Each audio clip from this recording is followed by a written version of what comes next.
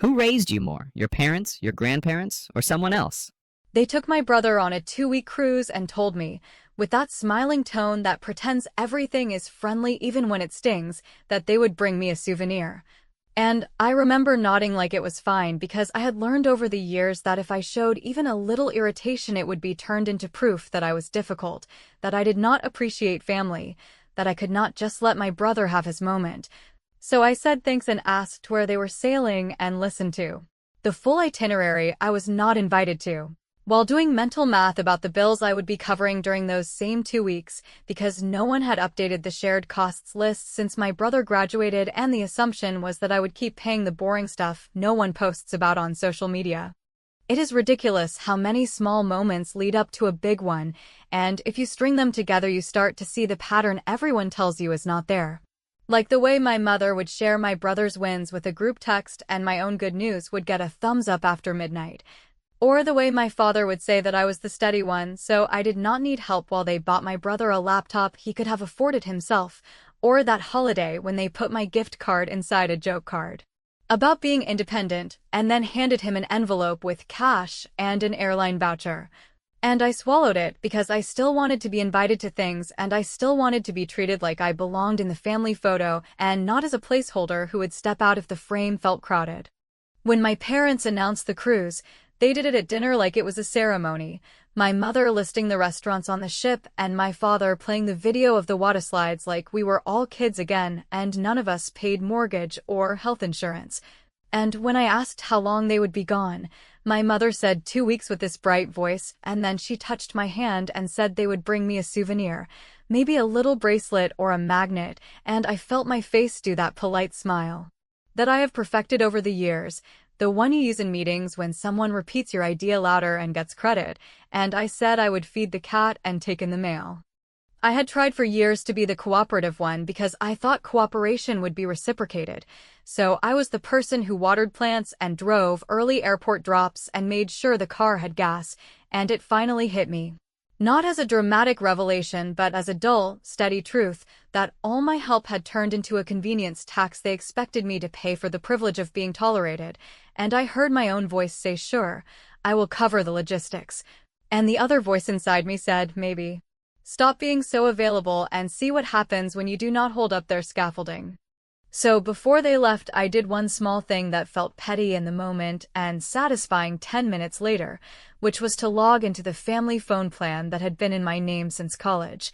Because my credit was the only one clean enough to get the discount back then, and I moved my line to a separate plan and took my brother's line off the international data pass I usually pay for when he travels. Because he is always streaming and always going over, and I told myself he is a grown man and can figure out a plan like every other grown man, and if he wants to watch endless videos from the middle of the ocean, he can set that up himself instead of assuming his big sister is a background app that keeps everything running. They left on a Saturday morning, my mother texting a selfie with the caption "Souvenir coming," and I cleaned the kitchen and fed the cat and went back to my place and worked my shifts and called my friend Leah and said I was done auditioning for my own family. And Leah said that when people show you their hierarchy, you can either keep climbing a ladder that was never built for you, or you can build your own door. And I said I was tired of ladders and doors and metaphors and just wanted respect. That did not come with conditions. Over those 2 weeks, I did the boring grown-up things they pretend do not exist, like moving my recurring bill payments from our old shared spreadsheet into my personal app, so I would never be the person they relied on by default. And I booked a checkup I had been putting off because I always shifted my hours around their needs, and I slept like a person who had decided to stop raising her hand and start using her feet, and I will tell you something that surprised me, which is that the minute I stopped asking to be included, the noise in my head got quieter, and I could finally hear the part of me that was not interested in being grateful for scraps. They got back on a Sunday afternoon, and I drove over after my shift because I still had the cat food and I still had a keycard. And I had planned a calm conversation where I would say thank you for thinking of me and also please do not talk to me like I am a backup singer in my own family, and I was ready to keep my voice even and my hands still. But when I tapped my keycard on the door lock, the tiny light flashed red, then flashed red again, and I felt this slow heat rise in my chest, not Anger exactly, more like clarity with an edge, and I pressed the doorbell and waited and no one came. And I tried the keycard again and got the same red light, and in that moment the souvenir line replayed in my head. Souvenir like I am a tourist in the place I used to live.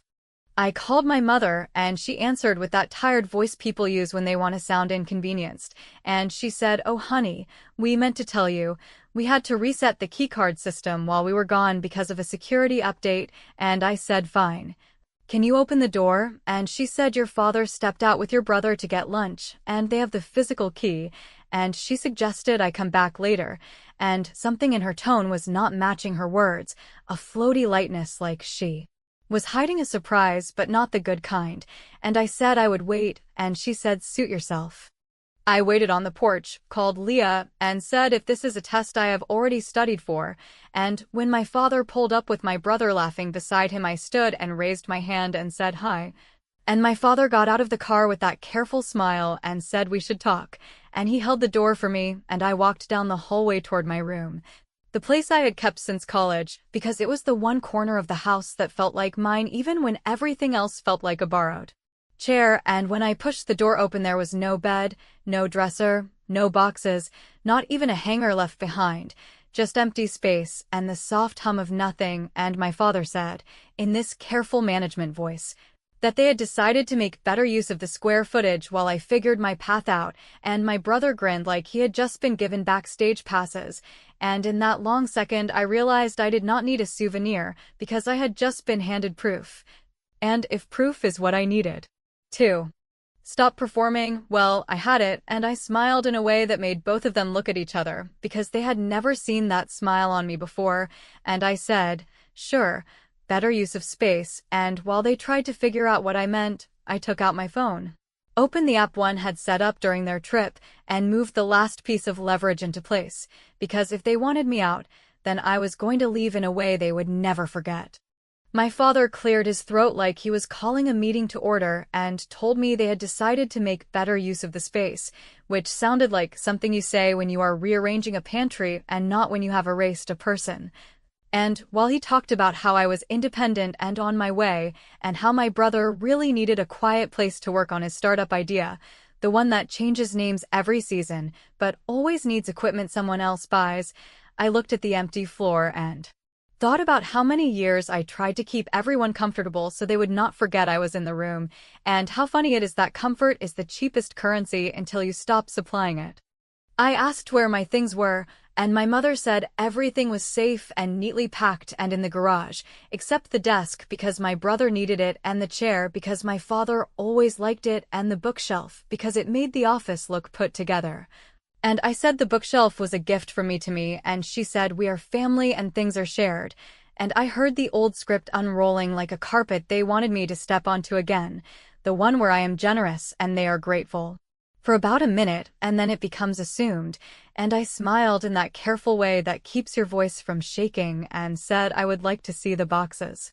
We walked through the hallway, and my brother made a joke about productivity and synergy, and I thought about the years I spent cushioning his landings with my time and my credit and my calendar, and how they called that sisterhood while I was paying late fees that did not belong to me. And when we reached the garage, I saw a stack of boxes with masking tape labels that said random and donate and old stuff. And on top of one of the boxes was a framed photo of me from high school with a crack through the corner, and next to it was the little jewelry dish my grandmother gave me, the one I kept by my bed for rings and earrings, and it was sitting there with dust on it like it had been a coaster. And my mother said we did our best, and I said I can see that. There is a kind of rage that wants to throw things and a different kind that wants to write emails and call lawyers, and in that moment I felt neither. I felt something steadier, like I had arrived at a station I should have gotten off at years ago. And because I did not trust myself to speak without saying something I could not unsay, I took a photo of the boxes for my records, picked up the jewelry dish, and told my mother I would come back later with my car and some bins, and she nodded,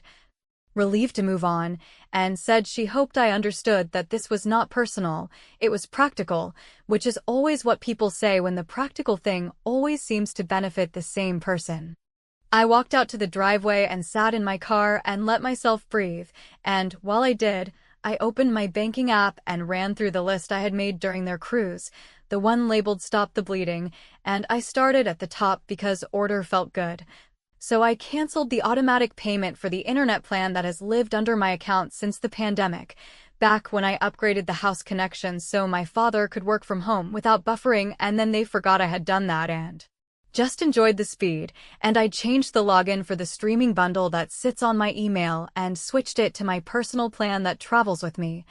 And I removed the address from the same-day delivery account that keeps putting charges into my monthly total for gadgets my brother declares essential, and because I am nice, or maybe because I am strategic, I set the internet to downgrade at midnight instead of shut off immediately, which meant they would get one last evening of smooth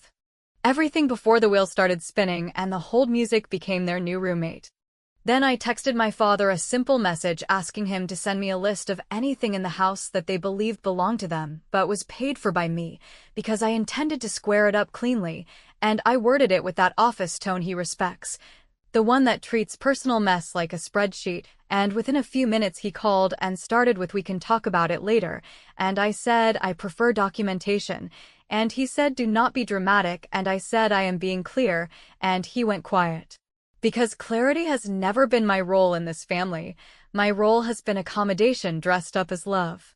I drove to Leah's place and told her what happened, and when she asked what the plan was, I said I was not going to throw myself against a locked door again. I was going to walk around the building and find the service entrance. And she laughed and said that sounded more like me than anything I had said in years, and she offered me her guest room for a few nights while I figured out storage, and I said yes, because saying yes to help is a muscle I am learning to use, and while we carried a couple of the boxes from my trunk upstairs, I felt my phone buzz with notifications as the subscriptions logged out and the accounts shifted, a string of little pings that sounded like my life coming back to me piece by piece. Later that evening, I went back to the house with bins and tape, and while my parents were at the grocery store and my brother was on a call using the office that used to be my room, I kept my head down and worked, because stooping and lifting is a way to buy silence. And when I stepped into the hall bathroom to grab my old hair dryer, I saw a manila folder on the counter with a sticky note in my mother's handwriting that said "Bank Call Wednesday," and inside were refinance papers from a few years back. The time my father had a scare at work and needed to consolidate debt, and I had co-signed to get them a better rate because my score was clean and I thought we were a team, and right there, in black ink with a neat signature, was my name on the house in a way I had almost forgotten, a detail buried under a decade of doing the right thing and expecting nothing, and I stood very still, not angry and not triumphant, just awake, and I slid the folder back where I found it and finished packing my box. And when my brother yelled from the office asking if I had the Wi-Fi password because something was glitching, I said it would refresh at midnight and that he should call the provider in the morning. And he groaned like a teenager, and I smiled at the mirror in the hallway because the first round was not loud or flashy, but it landed exactly where it needed to, and now I had something bigger than a souvenir. I had a lever. I spent the next morning doing the kind of work no one sees and everyone underestimates, the kind where you make coffee, open a laptop, and treat your own life like a file that has been misnamed for years. And I started with the refinance folder because the sight of my signature sitting there so neatly had turned a light on in a part of my brain I usually reserve for other people's emergencies. So I called the lender using the customer service number on the statement, and after the menu and the hold music and the polite verification dance, I asked the representative to confirm in plain language whether I was a borrower or just a helpful signature from the past. And when she read the account details and said my name and the phrase co-borrower in the same sentence, I did not cheer. I just felt a tide go out, because the second she said it, a very specific path opened up that had nothing to do with yelling in a kitchen and everything to do with paperwork that does not blink. I asked for duplicate statements to be sent to my mailing address, and because I knew better than to use the house I no longer had access to, I rented a small mailbox at the shipping place down the block from Leah's apartment, the kind with a street number that always looks official on forms, and I set up online access in my own login, so I would not have to beg for updates, and I requested that any requests for payoff, refinance, Or modification would require written consent from all borrowers, which is standard and already true, but speaking it out loud to a person who typed notes into the account felt like setting a heavy object on the edge of the table where everyone could see it and no one could pretend it was not there. Then I pulled my credit reports and went line by line to make sure nothing had bloomed in my name while I was busy being the cooperative one, and I froze my credit because no one needs a new credit pull tied to a surprise application while I am busy packing boxes. And I put a simple fraud alert on file not because I expected some cartoon version of theft, but because I understand how people under pressure make sloppy choices, and I sent myself a calendar reminder to unfreeze later when I wanted. Not when someone else needed a rush favor. Leah worked from her kitchen counter while I did my administrative revenge, and every now and then she would look up and grin because she could see the way my posture had lost that curled, apologetic shape. And after lunch, we drove back to the house to pick up another load, and this time I brought a label maker and a pad of carbon copy inventory sheets, because nothing makes people treat you like an adult faster than the visual of documentation. So I wrote out each box with what was inside and handed my mother a pink copy of the list without a speech, and when she opened her mouth to start one of those soft explanations about misunderstandings, I just smiled and said I needed to keep my record straight for insurance, which is not even a lie. And she closed her mouth and watched me tape the box shut. In the hall again, I saw that same manila folder move from the bathroom to the dining table, and under it, not hidden well at all, was a letter from a title company with the words preliminary in the header. And I stood there and felt a little amused because the timing was almost too on the nose. While I had been moving my life into containers, someone in this house had been planning to move the house into cash, and the letter had dates that matched the cruise week and a reference to a line of credit they were trying to open, the kind that eats equity like a snack, and if there was any moment where I wondered whether my firmness was too much, that moment ended right then, because I was looking at proof that I had not reacted, I had anticipated. Back at Leah's place, I scanned what I needed for memory's sake and put the originals back where I found them, because I wanted them to believe no one had noticed, and then I called the title company listed on the letter, not to blow anything up, just to introduce myself as a borrower and a person with a legal interest who wanted her contact info added, and the woman on the phone was professional in that brisk way I like and said that of course all parties needed to sign if anything was moving forward, and I said wonderful, please note that I am not consenting to any new liens or loans, and any attempt to proceed without my signature would be a mistake on their end, and she said understood, and if that sounds cold, good. Because cold is what you use when warm has been exploited. For my own sanity, I did one more sweep of every shared thing I could think of, which included a call to the Homeowners Association office to update the contact list so notices would be sent to me too.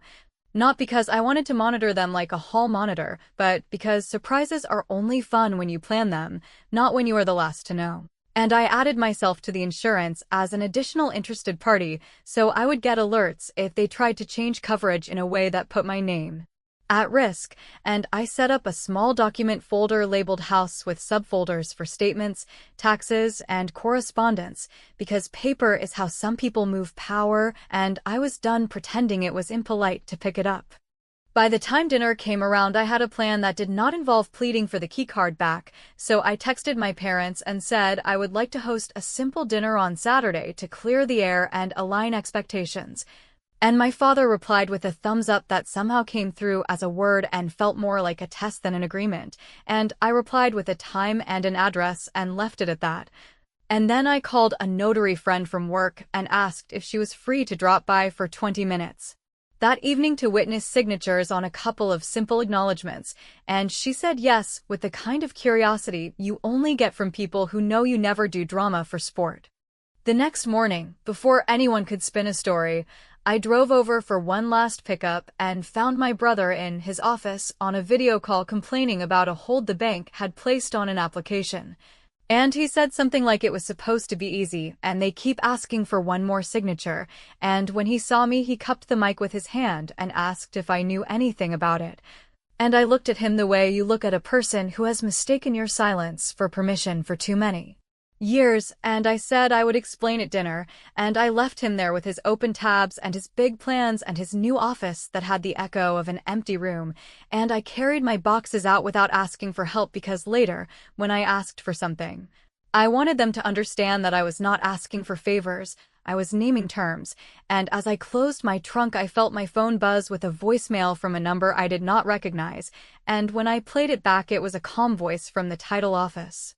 letting me know that no movement could occur without my written approval, and that they had notified all parties of the requirement, and I smiled, because nothing in that message sounded like revenge, yet it was, and it was clean. And when Saturday came I would set the papers on the table and speak in full sentences no one could interrupt, and the last thing they would hear before the pens came out would be the part where I told them that the Souvenir line had been received and filed under Exhibit 1.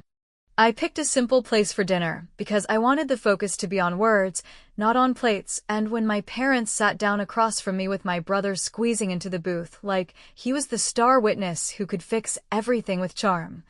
I felt that rare calm that shows up when you are finished asking for permission and have decided to run your own meeting, so I told them right away that I was not here to argue about feelings or to revisit old stories. I was here to cleanly separate what was mine from what was theirs and to set rules for any future overlap, and my father did the sigh he does when he thinks I am overcomplicating life, which used to send me into long explanations, but not tonight.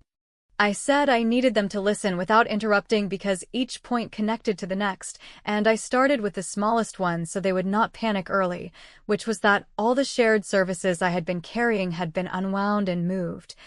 and that I had left the internet downgrade for midnight the previous night out of basic decency, which meant the buffering they were going to blame on the provider was actually the sound of me exiting the role they assigned where I covered gaps and no one saw it, and my brother opened his mouth to make a joke about my timing, and then shut it when my father shot him a look, and I continued before anyone could reroute me into an apology. I said my second point was property, both the items in the garage and the house itself, and I pulled out a carbon copy inventory of my boxes and handed my mother her copy. And when she glanced at it like it was overkill, I said documentation was what we were doing now because memory had not been kind to me in this family. And then I told them I had photographed the garage and the empty room and had time-stamped notes of what was missing, and at the word missing my father stiffened and asked in that slow lawyer voice what I believed they had taken, and I said nothing loaded, just the desk, the chair, and the bookshelf, and that I did not intend to fight for any of it.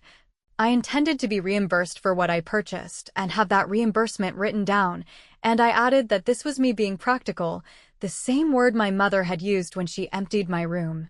Then I moved to the house, and I felt the attention in the booth sharpen because everyone knew this was the part that mattered, and I said, very simply, that I had confirmed my status with the lender and the title office, and that any refinance, line of credit, or sale required my signature, and that any attempt to proceed without it would be flagged and frozen, and my brother said that was extreme, and I said it was factual, and my father said they had only explored options and nothing was decided, and I said that was fine because I had decided something and that was what we were here to discuss. I took out 2 envelopes and placed them on the table, the way you do when you want people to understand there are only 2 paths and pretending there are more is a waste of time. And I said the first envelope contained a very short letter that I could sign tonight, authorizing the title company to move forward with whatever they wanted to pursue so long as my name was removed from every obligation at the same time, and I received clean documentation to that effect, along with a written settlement for the expenses I had carried for years that were never acknowledged. And I said the second envelope contained a letter instructing the lender and the title company that I did not consent to any new encumbrance, and that I was asserting my rights as a borrower and signatory, which would keep everything exactly where it was until I was satisfied that my exposure was 0. My mother said she felt attacked and that she wished I had come to them first, and I said I had tried coming to them first for years, and had arrived at a locked door and an empty room.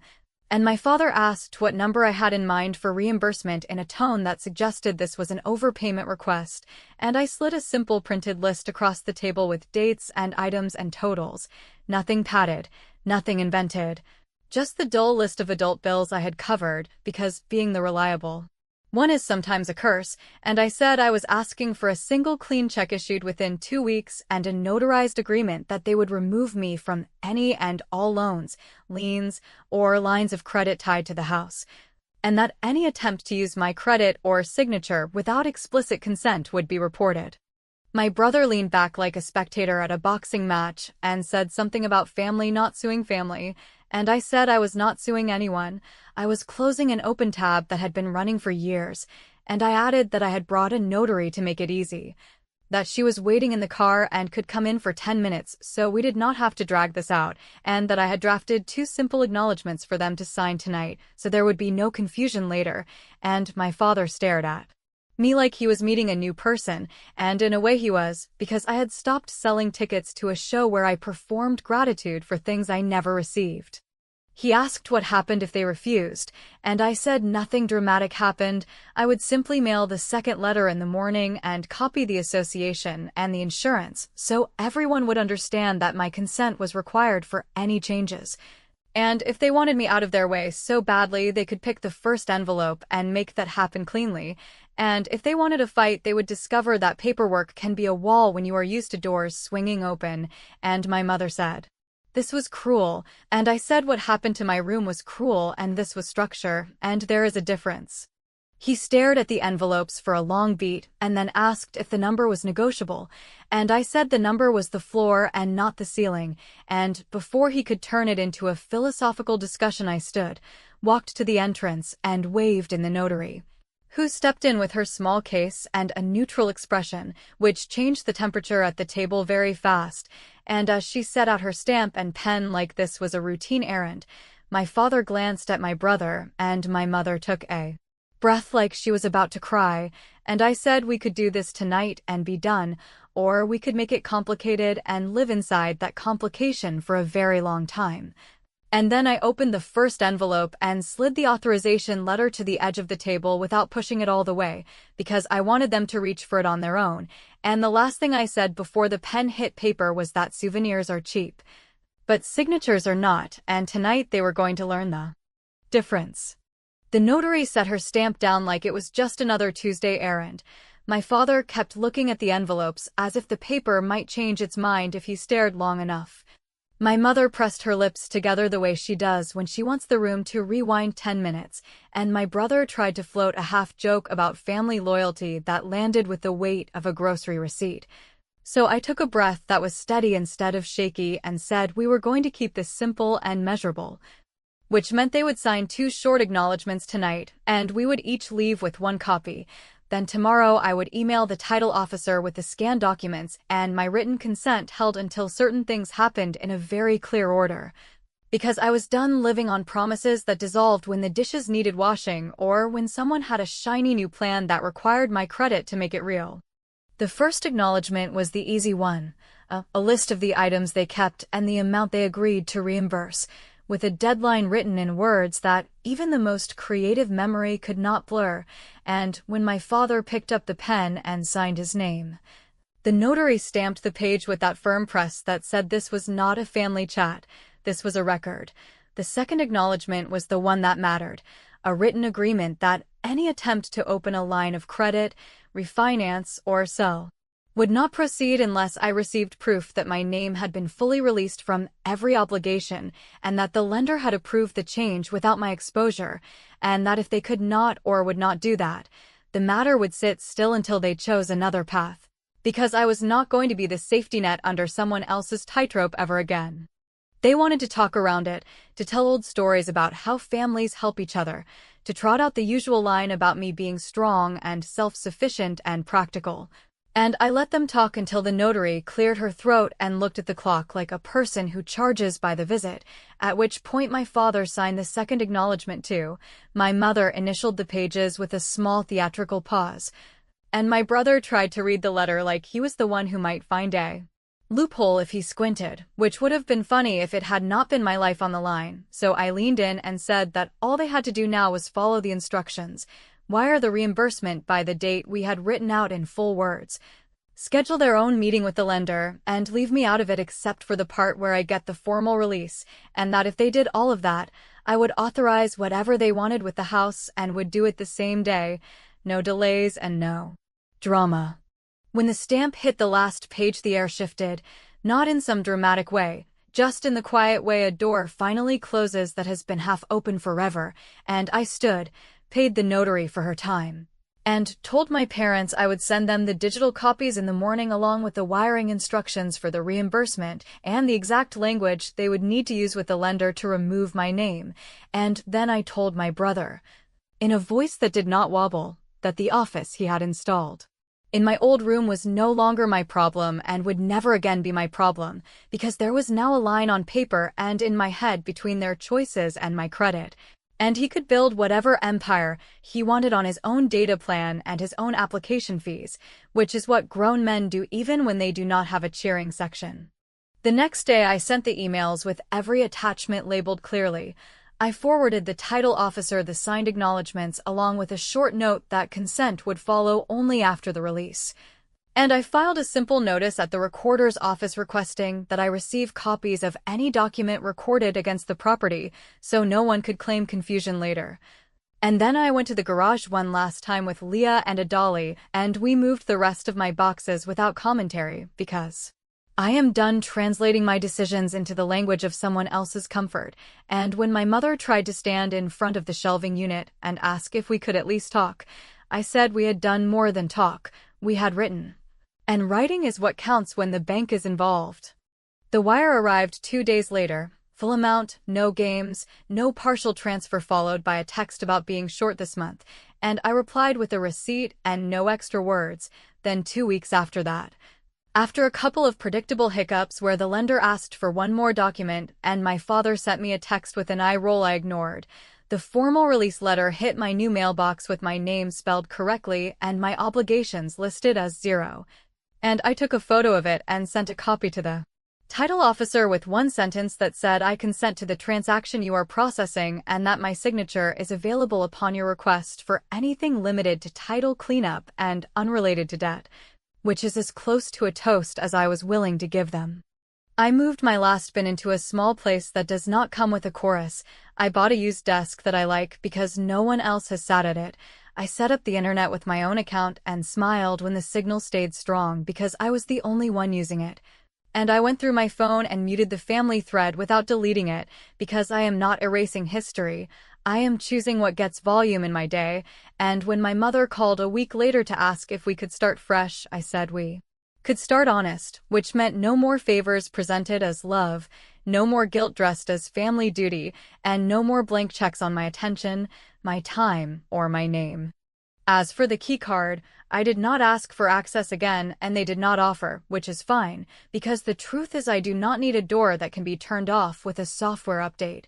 And the real lock I changed was the one that used to click in my head every time they dangled approval. And when my brother posted a photo from his new office with a caption about hustle and vision, I did not comment and I did not roll my eyes. I just kept walking. Because the point was never to humiliate them. The point was to free myself without leaving a mess I had to scrub later, and that is exactly what I did. If you want a final flourish, here it is, and it is plain, not poetic. They went on their cruise and came home with a souvenir joke and an empty room, and I let them keep both, while I kept my name, my credit, my sanity, and a paper trail that answers every slippery sentence they might try to throw at me. And when people ask how it ended, I say it ended the way grown-up things end, with documents and deadlines and no shouting, and with me walking away, not small and not angry, just finished. Which is a better victory than any dramatic scene, and if they ever try to pull me back into the old script, I will simply point to the stamp, the date, and the line that says released, and that will be the whole story.